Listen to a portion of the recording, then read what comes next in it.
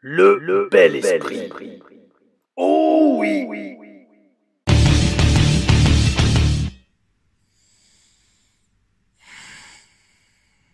C'est parti, mes amis, pour la review de Backlash, WWE Backlash 2025 depuis Saint-Louis dans le Missouri, épisode 137 des TLR Reviews. Mes amis, vous savez, alors vous le savez à force, sur la chaîne, le maître mot est, bon, passion bien évidemment, mais aussi sincérité.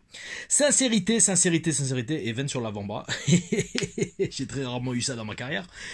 Bref, sincérité parce que, bon, j'avais prévu de faire la review de Backlash, en tout cas de le regarder, mais, très sincèrement, comme je l'ai dit dans la review de SmackDown, il commençait à y avoir une overdose de WWE, de produits WWE, de vibes de produits WWE. Et je me suis très sincèrement dit ce matin, je vais regarder Backlash. Et si le produit, si le PLE, notre pay-per-view, le PLE ne me plaît pas, ou il y a quelque chose qui cloche dans le booking ou dans les matchs, je pensais très sincèrement faire une pause dans les reviews WWE.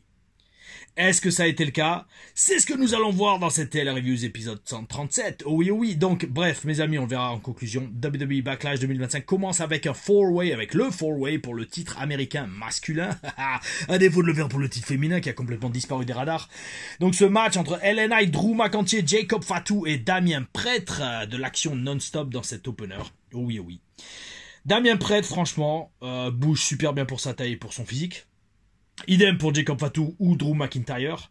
Ça permet de se rendre compte du niveau d'athléticité des superstars WWE. Pour tous ceux, alors j'allais dire qui ne font pas de sport et même ceux qui en font, si vous regardez un peu le produit, vous voyez à quel point des bêtes, des golgotes de muscles et surtout grands également bougent super bien dans le ring.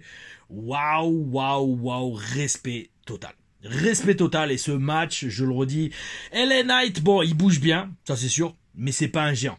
Et c'est pas un gros porc comme Jacob Fatu. Jacob Fatu qui doit faire facile au bas mot 120 kg voire 130. Et d'ailleurs qui a perdu du poids comparé à ce qu'il était avant. Hein. Mais bref, ils bougent tous comme des athlètes de classe mondiale et ça force le respect. Oh oui mes amis. Fatu, toujours over as fuck comme on dit en anglais. Franchement, si le booking suit et que le roster n'est pas trop surchargé, il aura une magnifique carrière. Ça, c'est un point très important. Vous savez combien de fois, des mecs ou des meufs ont un potentiel de ouf, mais parce que le roster est surchargé et qu'ils sont au bon endroit, mais au mauvais moment, eh bien, leur carrière passe à côté d'une opportunité, ou vice versa. Ils passent à côté d'une opportunité dans leur carrière. On sait pas trop, mais en tous les cas, Fatu pourrait devenir vraiment une très grosse star, à quel point il connecte automatiquement et naturellement avec la foule. Mais si il est dans un roster qui est surchargé, ça va être dur de lui trouver une place pour, en tout cas, de faire avancer sa carrière dans un titre supérieur qu'un titre de mid-card comme le titre américain qu'il a autour des hanches. Autour des hanches, non, je pense pas qu'il le porte autour des hanches, il le porte sur l'épaule, parce que est-ce qu'il arrive à attacher sa ceinture? Très bonne question, mes amis. D'ailleurs, les ceintures, je sais plus si je l'ai dit dans une review, je pense très sincèrement que les ceintures maintenant s'attachent par aimant. Parce que c'est pas des scratchs, j'ai bien regardé, c'est plus les pressions, ça aussi, je pense qu'il y a des gros aimants. Et ça fait que ça s'accroche automatiquement. Et c'est bel esprit. Bravo d'avoir trouvé cette petite astuce. Parce qu'il n'y a rien de plus chiant, ça je peux vous le dire tout de suite. Quand vous êtes champion d'une fédération de catch et que les ceintures tiennent à l'ancienne attachées avec des pressions, il n'y a rien de plus relou que de devoir l'attacher avant votre match. Il faut toujours demander de l'aide à quelqu'un. un collègue catcheur ou un arbitre. Ouais, tu peux m'aider à attacher la ceinture, c'est littéralement impossible de l'attacher vous-même. Il faut rentrer le ventre, il faut bien serrer et il faut bien la serrer et bien l'attacher au moins 6 pressions pour être sûr qu'elle se détache pas pour votre entrée, parce qu'il n'y a rien de plus naze que la ceinture qui tombe pendant votre entrée, premièrement. Et quand j'étais à Chypre, je sais pas si je l'ai dit dans le vlog de la tournée à Chypre d'octobre 2024, que vous avez adoré, je vous invite à aller voir. 3 heures de vlog pour vous montrer c'est quoi une tournée à l'étranger. La ceinture, elle était trop large. Donc même si je l'attachais autour des hanches, elle me tombait aux chevilles, quoi. Parce qu'il y avait tellement de plaques dessus, j'en avais 6 ou 8, je crois.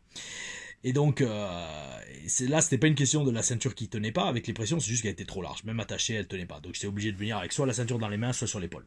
Oh oui. Enfin bref, donc on revient au four-way pour le titre américain. Bonne structure de match, franchement, parce que tout le monde est protégé. Parce que Drew et Damien Prêtre vont brawler à l'extérieur du ring et finissent leur match à travers une table, pendant que Fatu et Knight continuent la bagarre jusqu'à ce que Jeff Cobb fasse ses débuts à la WWE et rejoigne la Bloodline de Solo Sikoa. Alors là, pareil, je vous dis, J'ai regardé tous les matchs, et chaque match a une grosse analyse. Je sais pas combien de temps va durer cette review, mais préparez-vous mes amis, parce que j'ai analysé à fond. Alors, Jeff Cobb débute à la WWE. Oui, ça va donner une grosse storyline entre Fatou et Cobb. De gros affrontements, de gros bourrins. Oh oui. Et Fatou conserve le titre américain. Un Fatou dubitatif vis-à-vis de ce nouvel arrivé sur le roster. Jeff Cobb, 42 ans. Ok, alors oui, Jeff Cobb mérite sa place dans la plus grande fédération du monde, la WWE. Incroyable talent, il a catché partout. 42 ans, 1 an de plus que moi, donc bel esprit. Comme quoi la WWE passe outre maintenant l'âge des catcheurs. À une époque, c'était genre vous aviez plus de 30 ans, vous pouvez pas vous faire signer. Là, bel esprit de voir l'ajout, l'atout du business à signer des catcheurs qui ont l'expérience et le parcours, ça oui. Maintenant, la grande question, mes amis, donc comme j'ai dit, il mérite sa place dans la plus grande fédération du monde. Mais, à la vôtre, et surtout à la vôtre, de tous les catcheurs NXT sous contrat, qu'en pensent justement ces talents d'NXT, qui attendent tous une promotion sur le main roster, alors que chaque semaine, ils se défoncent au Performance Center, et ils se défoncent à NXT TV. Mes amis, c'était le grand débat. Moi, enfin c'est pas moi, moi si j'avais été à NXT et que je voyais Jeff Cobb débuter sur le main roster sans même être passé par la case NXT, je l'aurais mal quand même. Je l'aurais mal surtout quand on est tous les jours à chuter au Performance Center. Parce que ça, on l'a déjà vécu plein de fois, notamment avec Marcus à l'époque. Vous verrez sûrement dans les prochaines Taylor Stories, quand je vous expliquerai comment sont nés les légionnaires, ou alors comment j'ai commencé à faire manager. Mais bref, tout ça pour dire, moi, de mon point de vue, surtout aujourd'hui, j'espère très sincèrement que les stars régulières d'NXT, c'est-à-dire les catcheurs réguliers à la télé NXT, n'oublions pas qu'NXT passe nationalement aux États-Unis maintenant. C'est plus juste sur Hulu ou sur le network. Ça passe à la télé. Au même titre que Raw et SmackDown. Et pareil, ça passe en France également, commenté par Christophe Ajus et Philippe Chiraud, d'accord? Et je crois même par Christophe et Nadir Mohamedi sur Netflix, NXT. Netflix. Donc, j'espère sincèrement que les stars régulières d'NXT à la télé, j'espère que leur salaire est égal à celui d'un Jeff Cobb qui débute sur le main roster. Parce que sinon, ça serait vrai. Alors, j'allais dire, c'est du vol. Oui, dans un sens, parce que le mec, il a encore rien prouvé à la WWE. Il commence direct à Raw et SmackDown et il va gagner plus que des gens qui sont là depuis déjà 2 ou 3 ans à la WWE et qui passent eux aussi à la télé, mais à NXT. J'espère sincèrement pour eux que c'est le cas. J'espère que les talents d'NXT qui sont à la télé gagnent autant maintenant que les gars du main roster. Alors, je pense sincèrement pas, parce que les gars du main roster tournent mondialement, avec les tournées internationales et à travers tous les États-Unis, sur les live events, même s'il y en a moins. Mais ouais, en fait, c'est ce que m'évoque les débuts de Jeff Cobb. Alors oui, d'accord, grand talent indie, d'accord, oui, mérite de la WWE, mais je me mets à la place de tous les gars d'NXT. Les gars d'NXT qui ont autant, voire plus de talent que Jeff Cobb au final, parce qu'ils passent depuis des années à s'entraîner, à passer au micro et à catcher le style WWE, alors que Jeff Cobb vient tout juste d'arriver. J'espère sincèrement qu'il gagne autant, voire plus. Parce que au final, ça reste un boulot. Quand on est à la WWE, c'est pas juste la passion, c'est le boulot, on gagne sa vie, et éventuellement, on veut tous aller sur le main roster pour en gagner encore plus, et pouvoir être à l'aise financièrement, aussi bien pour soi et pour sa famille. Donc voilà mes amis, mais voilà, c'est mon analyse des débuts de Jeff Cobb. J'espère sincèrement pour les superstars de NXT que le salaire suit. Après mes amis, on a eu un magnifique match, match pour le titre féminin intercontinental entre Becky Lynch et Lyra Valkyria. Becky Lynch avec sa tenue toute noire, que j'ai failli, je dis bien failli, acheter sur Fortnite. Ou alors oui, je joue à Fortnite et franchement, j'aime bien ça. Maintenant que je me suis familiarisé, d'ailleurs la dernière mise à jour, avec la mise à jour Star Wars, c'est un peu bizarre parce que toutes les armes sont en munitions illimitées. Oh oui. Donc ça fait bizarre, avant il fallait compter les munitions, mais bel esprit, ça je m'y suis habitué. Et je vais essayer de débloquer l'empereur Palpatine. Enfin bref, un match qui commence en lutte, et ça c'est super. Parce que malgré l'animosité entre Becky Lynch et Lyra Valkyria, elles veulent prouver qui est la meilleure catcheuse. Et ça, j'adore cette vibe. Pas besoin nécessairement de se foutre sur la gueule. Autant prouver qui est la meilleure en pur in-ring. Bel esprit. Nécessairement, ça va dégénérer au bout d'un moment, quand Becky se fait trop dominer, Becky s'acharne sur Lyra, et là, elle se fait automatiquement huer quand elle commence à lui allumer la gueule à coups de poing. Bel esprit, storytelling basique qui marche, oh oui. Lyra a un très bon fire, elle a vraiment une bonne énergie, elle a vraiment une très bonne vibe quand elle commence à augmenter le son, tout simplement, et quand elle a l'opportunité surtout de montrer ce qu'elle peut faire. Et on voit qu'elle a un grand avenir à la WWE, parce que ça, mes amis, c'est ça le secret. laisser au talent l'opportunité de briller et l'opportunité de montrer ce qu'ils peuvent faire dans le ring ou ce qu'ils peuvent faire tout simplement dans leur art. C'est ce que nous verrons, mes amis, dans la Taylor Story spéciale Sylvester Lefort en manager. Toute ma carrière en manager à NXT, vous verrez que quand on me laissait un micro dans les mains, qu'on me laissait m'habiller comme je voulais m'habiller, je mets n'importe qui au défi de dire que ce que je présentais à NXT n'avait pas sa place à Raw ou SmackDown. D'ailleurs, de toute façon, c'est ce que les coachs me disaient, mais à l'époque, je voulais catcher. Ah là là. Franchement, Becky et Lyra ont fait un excellent match, qui montre que Becky peut encore beaucoup amener aux jeunes talents. Dédicace à tous ceux qui disent qu'elle n'a plus rien à faire là et que c'est une has-been qui tire encore la couverture. La meuf, elle a sorti un gros match et elle a fait briller Lyra de façon magnifique. De superbes faux finish, mes amis. Beaucoup de hauts et de bas, et franchement, à ce niveau du show, je me dis, ça risque d'être le match de la soirée. Hein. Vu l'émotion qu'il y a dans les faux finish, Becky, elle a de la bonne hit chaque fois qu'elle s'acharne sur Lyra. Bel esprit. Le nombre de faux finish est incroyable. Digne d'un Savage, Randy Savage contre Ricky Steamboat à WrestleMania 3. Et Lyra Valkyria conserve son titre. Énorme match et Becky intensifie et approfondit son heel turn en défonçant son ancienne protégée après le match. Bravo mesdames. Respect total, bravo, bravo, bravo, bravo mesdames. S'ensuit le match masculin pour le titre, le match pour le titre masculin intercontinental entre Penta et Dominic Mysterio. Alors là, ils me font délirer parce que les deux catcheurs, ils ont des tenues quasiment du même genre, avec des full bodysuits. Dominic, alors lui aussi montre plus de son talent que d'habitude. Il fait pas mal de prises qu'il ne fait jamais et il a beaucoup de personnalité également. La foule est on fire pour ce match. Ils sont dedans tout le long du match. C'est bel esprit et à raison d'ailleurs parce que le match est exceptionnel. Les deux gars suivent parfaitement le match Becky contre Lyra. C'est le classique follow that que Becky et Lyra ont dû penser, si ce n'est dire à tout le roster et notamment à Penta et Dominic, et ben croyez-moi, c'est un succès total pour Dominic et Penta parce qu'ils ont follow le match de Becky magnifiquement. Intervention d'El Grande Americano, c'est magnifique, je m'y attendais vraiment pas. Ça protège totalement Penta. Ça protège totalement Penta parce que El Grande Americano cause sa défaite et la victoire de Dominic et ça donne suite à la feud entre El Grande Americano et Penta de façon magistrale. Ultra bel esprit, très très bon booking. Là, jusque là, je suis étonné parce que je vous le redis, je m'attendais pas à grand chose de ce pay-per-view. J'en étais presque à me dire, je suis sûr que je vais être déçu. Et ben là, jusqu'à présent, non, c'est pas le cas. Alors, en parlant d'être déçu ou pas, j'attendais au tournant le match qui suit. Pat McAfee contre Gunther. Alors là, tout de suite, le match commence et je me dis, voyons le booking de ce match. Au moins, Pat McAfee est in shape. Il a une bonne condition physique, même visuellement. D'ailleurs, il est même en meilleure forme physique que Gunther. Je sais pas si vous avez remarqué ça, mais pour moi, je me disais, c'était presque scandaleux. Scandaleux que Pat McAfee ait un meilleur physique que Gunther. Mais bon, Gunther n'est pas connu pour avoir un physique de bodybuilder, donc ça va, on lui pardonne, étant donné qu'il est excellent dans le ring. Et même au micro, il est très très bon. Alors par contre, là, au petit bémol, Pat McAfee, ça fait quoi, presque un mois que t'es au courant de ton match et que presque, t'es au courant du match et tu pouvais te préparer. Tu pouvais pas mettre autre chose qu'un jean noir. Tu pouvais pas prévoir une vraie tenue de catch. Un peu bizarre comme décision de catcher en jean. Mais bon, franchement, le match est monté de A jusqu'à Z. Hein. Ça se voit dans la dynamique qu'ils ont. Tout est prévu de A jusqu'à Z. Mais franchement, bel esprit, il est très très bien monté. L'histoire a du sens. Gunther domine, heureusement d'ailleurs, mais c'est le bel exemple, magnifique exemple, le bel esprit du heel qui domine le babyface que le public veut voir revenir dans le match. Si vous regardez bien, le public est à fond dans le match tout le long du match et il demande qu'une chose, c'est que Pat McAfee revienne dans le match. Et c'est l'histoire basique de n'importe quelle histoire qui a du succès et d'un match de catch. Bel esprit, bel esprit, bel esprit. Et alors là, pourquoi ça marche? Pourquoi? Parce que Pat McAfee vend super bien. Il vend bien mieux, devinez que qui? Qu'une Jade Cargill. C'est incroyable. C'est incroyable de voir que certains non-catcheurs, à la base, peuvent être des naturels dans le ring. Pat McAfee, mec, respect total. Je t'avais jamais vu catcher en direct, entre guillemets, et un match entier, mais là je me rends compte que, mec, t'es meilleur dans le ring que un bon tiers, voire la moitié du roster, en tout cas en tant que babyface. Bel esprit, bel esprit, bel esprit. Son côté athlétique, avec les saltos de la troisième corde, etc., ultra respect, et ça augmente l'énergie de la foule juste au bon moment pour amener les faux finishes. Superbe structure de match. Bon, bien évidemment, j'imagine ils ont eu de l'aide pour le construire, mais en tout cas, l'exécution était parfaite, il n'y avait aucun loupé. L'histoire avec Michael Cole tout le long du match, ça aussi c'était super.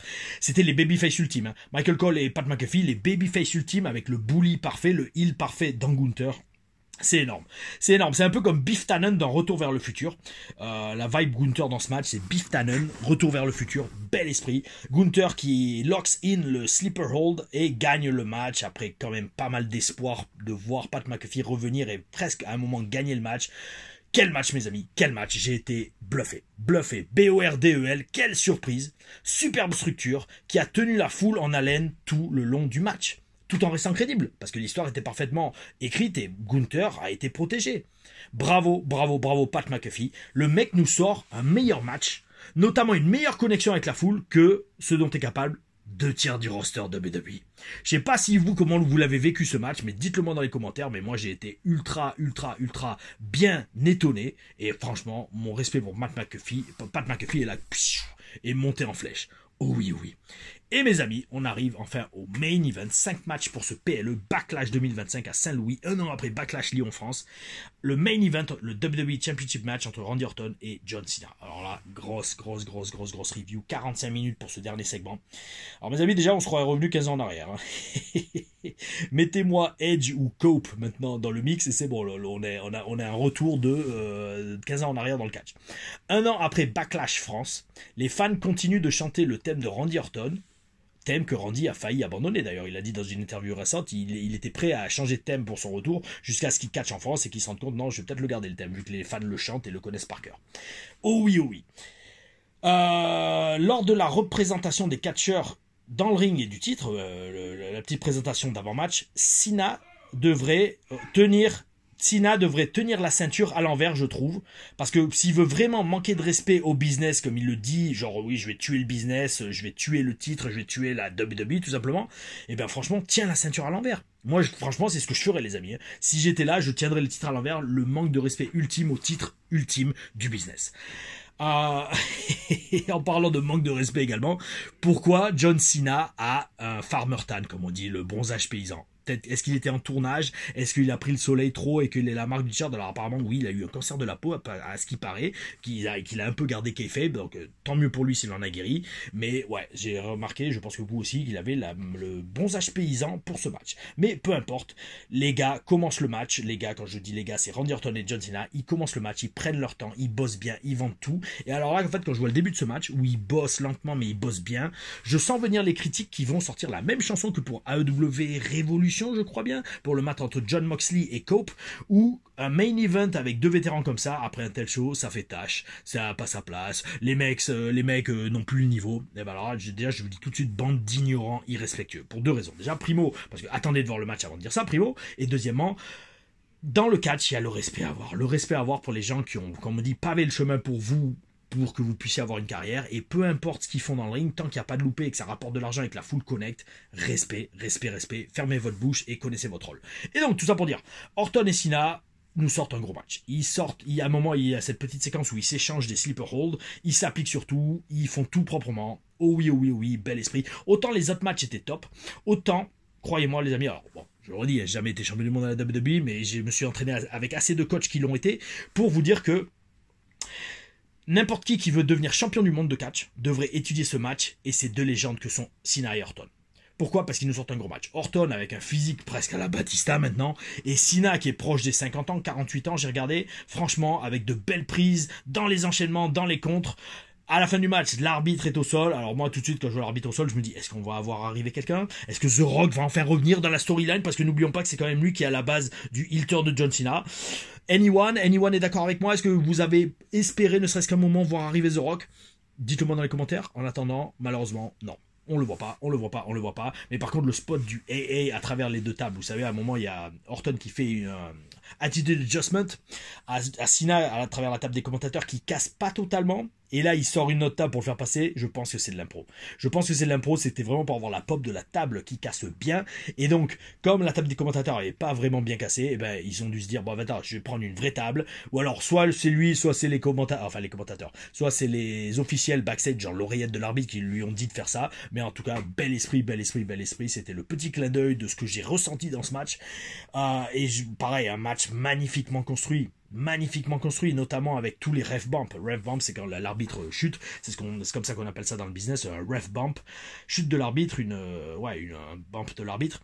Franchement, avec tous ces arbitres qui vont au sol, les émotions, vole très haut à la fin du match. Et le suspense aussi. Et c'est ce qui rend le match exceptionnel. C'était un magnifique booking, une magnifique construction. Comprenez ça.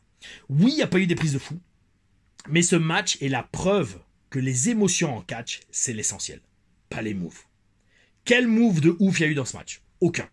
Par contre, en jouant et en manipulant les émotions de la foule, on a un match grandiose. Et, à défaut de voir The Rock intervenir, on voit surtout R-Truth.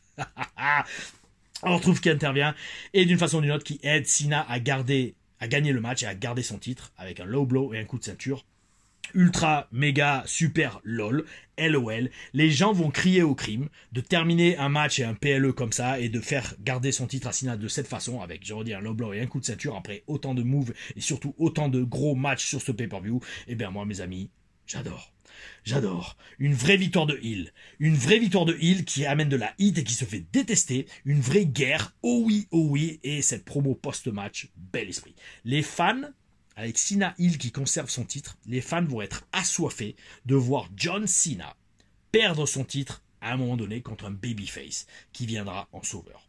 C'est comme ça qu'on construit le business.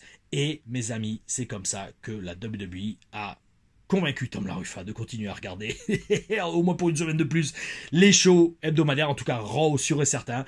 SmackDown, je vais le faire SmackDown, mais ça sera peut-être que dimanche prochain la review, parce que je catch à Malte, pas vendredi, je pars vendredi et je catch samedi à Malte. Alors si je peux la faire, je la ferai samedi à Malte, sinon quand je rentre dimanche après-midi, la review de SmackDown. Donc mes amis, c'est reparti pour un tour, hein. Bravo messieurs, bravo aux main eventers, bravo à tous les catcheurs de Backlash 2025, bravo à la WWE, parce que franchement vous m'avez étonné, hein. J'attendais très peu de ce pay-per-view, de ce PLE, et ben finalement j'ai été très agréablement surpris, j'ai aimé tous les matchs littéralement, et franchement bravo. On regardera Raw mardi. Oh oui, on en fera la review. 3 heures de Raw, mes amis. Mais non, mais franchement, ça va le faire. Je vais faire AEW, je vais le refaire cette semaine. Et aussi, si je peux, je ferai TNA. SmackDown, je vais essayer. Si je le fais pas SmackDown, je vous le dirai de façon, vous le verrez bien. Donc mettez la petite cloche, mes amis, abonnez-vous et mettez la petite cloche pour être prévenu des sorties de vidéos. La prochaine vidéo, ça sera demain soir 17h30, TLRAM, qui va être un match que je n'oublierai jamais, si je dis pas de bêtises. Oh oui, bel esprit, vous verrez un excellent match qui date de 2010 ou 2011, dans 2010 je crois. Et c'est reparti pour une semaine. Ah ben oui, il y aura une TLR Stories aussi la semaine prochaine. TLR Stories, je me pisse dessus à cause de Jeff Hardy. Oh oui, j'en dirai pas plus. Tout ça sur la chaîne Tom La Ruffa, mes amis. Allez, on se voit demain TLRAM et on se revoit mardi pour la review de Raw. Mes amis, gardez le bel esprit. J'espère que vous avez kiffé Backlash. Dites-le-moi dans les commentaires ce que vous en avez pensé. Et je vous souhaite une excellente soirée. Oh oui, bel esprit. Aouh.